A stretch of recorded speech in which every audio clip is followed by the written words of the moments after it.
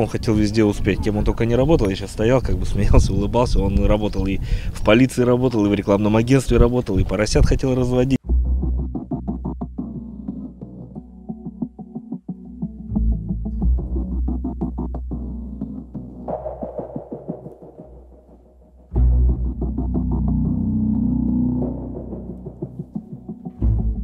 Он пошел, как бы, можно сказать, один из первых у нас с Нижневартовска. Сам добровольно вступил, уехал, получил 2 ранения там.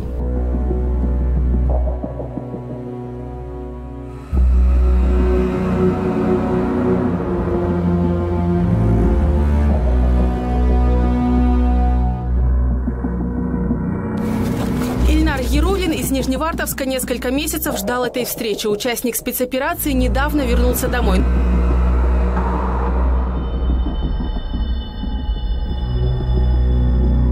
Работали мы напрямую с морской пехотой, это вооруженные силы морская пехота. Находились на самом фронте, полностью фронт, служили в Запорожской области. Быт у нас это был в любом случае окопы, это передвижение только под землей. Выходили мы только в ночное время наружу, и это когда продовольствие нам поставлялось, это только в ночное время. А все дневное время находились под землей, также и спали под землей, готовили.